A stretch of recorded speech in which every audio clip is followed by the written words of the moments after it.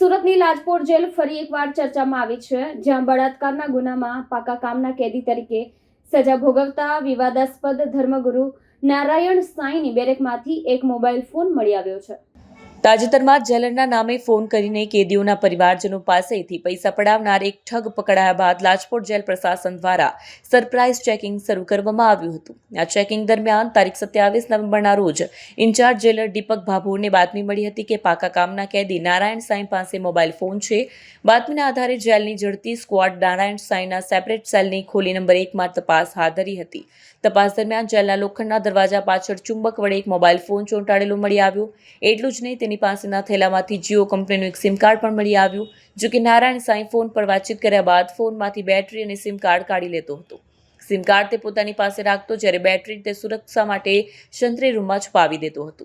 લાજપોર જેલને આધુનિક જેલ ગણવામાં આવે છે, તેમ છતાં વારંવાર મોબાઈલ ફોન મળી આવવાની ઘટનાઓ જેલ પ્રશાસનની સુરક્ષા વ્યવસ્થા પર ગંભીર સવાલ ઊભા કરે છે. જેલરની ફરિયાદમાં જણાવ્યા મુજબ છેલ્લા 11 મહિનામાં લાજપોર જેલમાંથી 12થી વધુ મોબાઈલ ફોન મળી આવ્યાની પોલીસ ફરિયાદ થઈ છે. દરેક ચેકિંગ દરમિયાન મોબાઈલ ફોન અને સિમ કાર્ડને અલગ અલગ જગ્યાએ છુપાવેલા મળી આવે છે. નાના મોટા કેદીઓ જ નહીં, પરંતુ બળાત્કારના કેસમાં દોષિત અને હાઈ પ્રોફાઇલ કેદી એવા નારાયણ સાંઈ પાસેથી મોબાઈલ મળવો એ જેલની આંતરિક સુરક્ષામાં રહેલી મોટી ખામી તરફ ઇશારો કરે છે. સચિન પોલીસે ગુનો નોંધીને ફોન જેલમાં કેવી રીતે પહોંચ્યો, કોણે મદદ કરી, તે દિશામાં ઊંડાણપૂર્વક તપાસ શરૂ કરી છે. તારીખ 27/11/2025ના રોજ લાજપોર મધ્યસ્થ જેલના કર્મચારીને એક સ્પેસિફિક ઇનપુટ મળેલું હતું કે જહાંગીરપુરા પોલીસ સ્ટેશનમાં અગાઉ બળાત્કારના ગુનામાં જે પાકા કામનો કેદી નારાયણ સાંઈ આસુમલ હલ્પલાની લાજપોર મધ્યસ્થ જેલમાં જ્યુડિશિયલ કસ્ટડી હેઠળ છે. તેણે મોબાઈલ અને બેટરી અને સિમ કાર્ડ એ સંતાડીને રાખેલો છે. આ સ્પેસિફિક ઇનપુટ ઉપર કાયદેસર કાર્યવાહી કરવા માટે લાજપોર મધ્યસ્થ જેલના સ્ક્વોડના અધિકારી અને કર્મચારીઓએ જે તે જગ્યાએ ઝડપી કરી.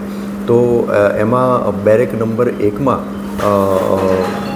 દરવાજાની જોડે મેગ્નેટથી એક મોબાઈલ સંતાડેલો હતો. મેગ્નેટ રાખી અને એ મોબાઈલ મળી આવ્યો. ત્યારબાદ મોબાઈલમાં જે બેટરી વપરાતી હોય છે એ પણ એ બેરેકના નકુચાના ભાગમાં સંતાડેલ હતી, એ પણ મળી આવી. અને નારાયણ સાંઈને જે બેરેકમાં રાખવામાં આવેલો હતો, એટલે બેરેક નંબર 1, એમાં એનું જે ઇન્હેલર હતું જે એ યુઝ કરતા હતા, એ ઇન્હેલરના અંદરના ભાગે એક સિમ કાર્ડ પણ મળી આવેલું.